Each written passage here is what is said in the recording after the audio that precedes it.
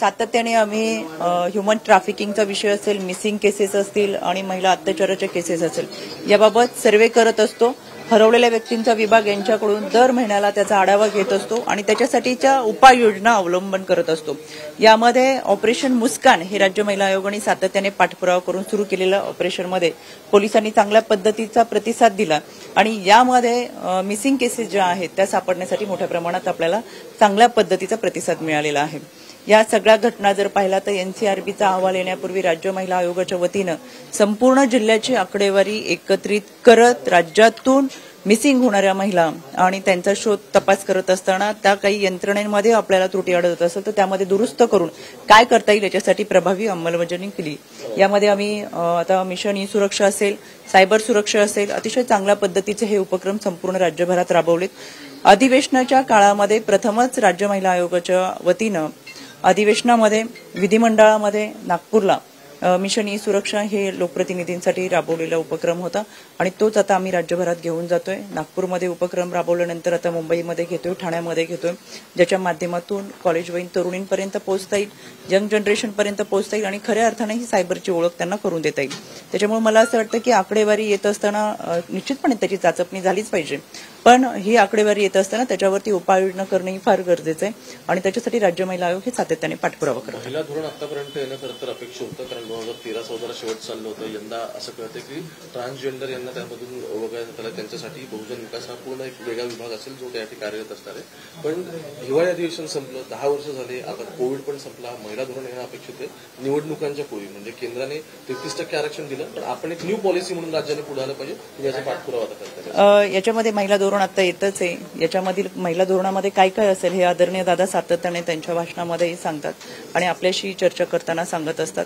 या महिला धोरणामध्ये सर्वाधिक प्राधान्यक्रमाने महिलांच्या मातृत्वाला देखील सन्मान दिलेला आहे. ट्रान्सजेंडरचा विषय राहिला त्याच्यासाठी आम्ही राज्य महिला आयोगाच्या वतीनं पाठपुरावा करतो आणि मला महाराष्ट्राला सांगायला निश्चितपणे आनंद वाटेल की गेले 2 वर्षापासून राज्य महिला आयोगाच्या वतीनं आम्ही पाठपुरावा करत होतो की ट्रान्सजेंडरसाठी आरोग्य सुविधा देत असताना एक स्वतंत्र विभाग असावा आणि म्हणून ससून हॉस्पिटल पुणे येत्या 5 तारखेला आदरणीय दादांच्या उपस्थितीमध्ये ससून हॉस्पिटलमध्ये ट्रान्सजेंडरसाठीच्या असलेल्या स्वतंत्र विभागाचं उद्घाटन होतंय. माझ्यासाठी ही अतिशय समाधानाची गोष्ट आहे. आयोगाने पाठपुरावा करत असताना त्यांच्यासाठी असणाऱ्या सर्व ऑपरेशनच्या मशिनरीपासूनच्या सुविधा असतील, मेडिकल्स असतील आणि त्याच्या सुविधा देण्यासाठीचा प्रयत्न या माध्यमातून झाले आणि ट्रान्सजेंडरला एक सन्मान देत असताना आम्ही तुमच्यासोबत आहोत सांगण्याचा प्रयत्न, एक सन्मानाची भूमिका या माध्यमातून देतोय. त्यांचे प्रश्न अनेक आहे याची कल्पना आम्हाला आहे, पण क्रमाक्रमाने हे प्रश्न सोडवण्यासाठी आम्ही पुढाकार घेऊ. तुम्ही काल सुप्रिया सुळे आणि अमोल कोल्हे यांच्यावरती टीका करताना बोललात की अजितदादा पवार यांचं सहकार्य होतं म्हणून हे 2 नेते जे आहेत ते खासदार झालेले आहेत, परंतु तुमच्या विरोधी पक्षाकडनं तुमचाच इतिहास काढला जातो की 2012च्या पुणे महानगरपालिकेच्या निवडणुकीत तुम्हाला मनसेच्या उमेदवारांसमोर अर्धी मतं मिळालेली होती, त्यामुळे तुम्हाला गेल्या 10 वर्षात तुमच्या पक्षाने काम उभं केलं. मी त्यावेळेस नवीन होते 2012च्या दरम्यान आणि मी निवडणुकीला उभी राहिल्यानंतर त्या इतिहास ज्यांनी काढलाय त्यांनी अजून थोडं पाठीमागे जाऊन अजून इतिहास काढावा. मी ज्यावेळेस निवडणुकीला उभी राहिली त्यावेळेस राष्ट्रवादी काँग्रेस पक्षाचेच विद्यमान 2 नगरसेवक अपक्ष म्हणून उभे राहिले होते आणि ती मतं होती ती माझी वैयक्तिक मतं होती. पक्षाची मतं विभागली गेलेली होती आणि माझा इतिहास काढून कोणाचं भविष्य बदलणारं नाहीये. त्याच्यामुळे माझ्या इतिहासाच्या खोल्यात जाण्याचा फार कोणी प्रयत्न करायची गरजही नाहीये. माझ्या इतिहासामुळे त्यांचे मताधिक्य वाढणारही नाहीयेत. त्याच्यामुळे ज्यांनी कोणी इतिहास काढायचा प्रयत्न करतात किंवा जे त्यांच्या चेहऱ्यांना इतिहास काढायला सांगतात त्यांना माझी एक मनापासून विनंती आहे, एक मतदार म्हणूनही विनंती आहे की त्यांनी आपल्या लोकांमध्ये जाऊन कसं काम करता येईल, त्या आपल्या भविष्याचा विचार करावा, माझ्या भूतकाळाचा विचार करायची गरज नाही. त्याच करता दौंडची आमदारकी देखील तुम्ही लढवलेली नाही, कारण की दादांनी 2 वर्षांपूर्वीच बोलून दाखवलं की सुप्रिया सुळे यांना दौंडमधून लोकसभेकरता जे मतदान आहे ते कमी झालेलं होतं, त्यामुळे तुम्ही दौंडची हा विषय नाही, कोणी काहीतरी संदर्भ लागत नाही या कुठल्या विषयाचा. दौंडचा विषय नाही, संदर्भ नाही, काहीतरी प्रश्न चुकतात ते तुम्हाला माहिती मिळताना थेट आव्हान दिलं तुम्हाला, नगरसेवकपदी तरी निवडून या असे थेट आव्हान दिलंय. आपण पाहिलं आपल्याकडे सन्माननीय मनमोहन सिंग साहेब सुद्धा कधी निवडून आलेले नाहीये. पण ते त्या पदापर्यंत पोहोचले. निवडणुकीवरून कोणाचं कर्तृत्व पातृत्व ठरत नाही आणि कोणताही राजकीय वारसा मला नसताना मी राज्य महिला आयोगाचे अध्यक्ष या पदापर्यंत आले. एका शेतकरी कुटुंबातून, सर्वसामान्य कुटुंबातून आलेल्या महिलांचा कर्तृत्वाचा गौरव आहे. त्याच्यामुळे अशा टीका टिप्पणी करून त्यांचं खच्चीकरण किंवा स्वतःच्या मनाचं समाधान करून जर कोणी घेत असेल तर त्यांना लखलाभ असो. यामध्ये काही मी कशी आले, मी कशी गेले, माझं काय. जर माझ्यामध्ये काहीतरी कर्तृत्व होतं, संघटना बांधणी होती म्हणून आम्ही इथपर्यंत आलो. माझ्याबरोबरच्या बाकीच्या काही महिला अजून तिकडच्या ज्या काही बोलतात त्या अजून त्या पदावरती पण नाही किंवा त्यांना अजून पदही मिळालेली नाही. त्यांनी ते असू शकतात.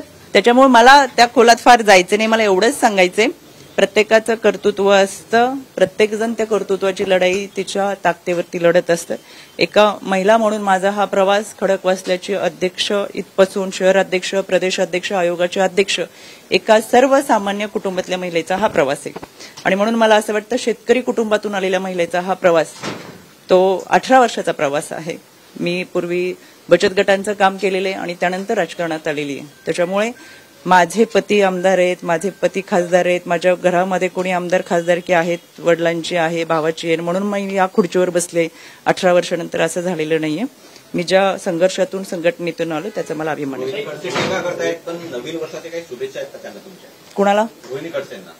मी आपण आज त्या कोणालाही शुभेच्छा देत नाही. त्यांच्या सगळ्या महाराष्ट्राला दिलेत म्हणलं, वेगळ्या शुभेच्छा कोणाला काही द्यायच्या त्या, आणि त्यांना शुभेच्छा द्यायला आमच्या वाघिणी पाठीमागं आहेत. महिलांचा मेळावा तुम्ही राज्यस्तरीय मेळावा तुमचा होणार आहे. नक्की त्या मेळाव्यामध्ये काय असणार आहे महिलांसाठी, आणि पक्षाचं महिला धोरण आणि महिला संघटन यापुढे कसं वाढवणार?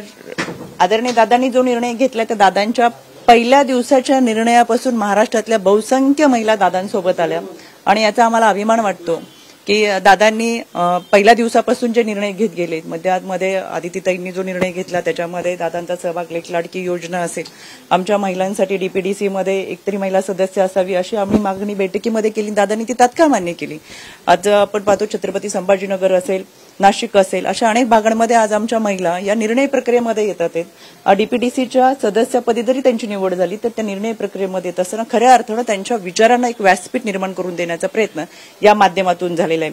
काही जणांनी त्या गाड्यांवरून आणखी विषय काढले. मला त्यांना आवर्जून सांगायचे की त्या आम्ही महिला भगिनींनी दादांकडे मागणी केली होती की ग्रामीण भाग असेल, मग तो अकोला असेल, नगर असेल, अमरावती असेल, अशा ग्रामीण भागामध्ये महिलांना लांबचा प्रवास करावा लागतो, संघटना बांधावी लागते, गोरगरिबांचे प्रश्न सोडवावे लागतात आणि या सगळ्यांसाठी काम करत असताना त्यांचा तो प्रवास चांगल्या पद्धतीचा व्हावा म्हणून आम्ही महिला भगिनींनी दादांकडे मागणी केली की दादा, या महिला भगिनी ग्रामीण भागात फिरतात, आदिवासी वाड्या वस्त्यांवरती फिरतात, तर त्यांच्यासाठी काही नियोजन करावं आणि म्हणून दादांनी ही व्यवस्था आमच्या महिला भगिनींसाठी केली. पण काहींना तेही सहन होत नाही आणि कार्यकर्त्या किंवा पदाधिकाऱ्यांना गाडी दिली. हा काही पहिली वेळ नाही, याच्यापूर्वी अनेकांनी गाड्या वापरलेल्या आहेत. त्याच्यामुळे ह्या ज्या विषयांचं सातत्याने दादांवरती बोलणं आणि टीका करणं हे काही जणांचं आता भांडवल झालेलं आहे की दादांवरती बोलायचं मोठं व्हायचं का, दादांवरती बोलायचं आणि मोठं व्हायचं. तर त्यांनी हे असे सगळे कामं बंद करावीत. दादांचं काम करतात, रोखठोक दादा महाराष्ट्राला माहीत आहेत. कुणी कितीही टीका टिप्पणी केली तर त्याचा फरक जनमानसावर पडणार नाही. विकासाचा वादा घेऊन चालत असताना महाराष्ट्राचा विकास ज्या पद्धतीने होणार आहे ते दादा काम करतात आणि हे महाराष्ट्राची जनता दादांसोबत उभी आहे. अंजली दमानियांवरती टीका करतायत, त्याच अंजली दमानियांनी भुजबळांवरती सुद्धा त्या फर्नांडिस कुटुंबाच्या संदर्भात मला वाटतं त्याच्याबद्दल भुजबळ साहेबांनी व्यवस्थित स्पष्टीकरण दिले. मला त्या विषयात जायचं नाही.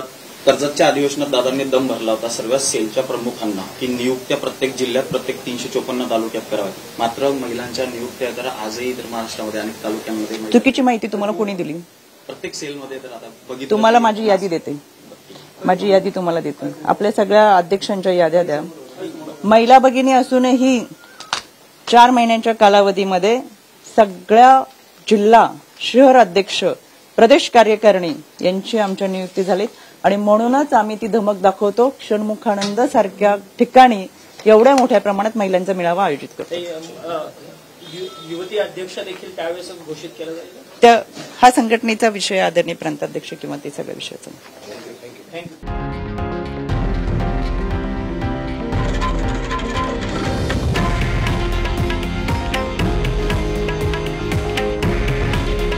हे आहे देशातील नंबर 1 न्यूज नेटवर्क आणि आपण पाहत आहात TV9 मराठी. काळजी तुमची, हित महाराष्ट्राचं.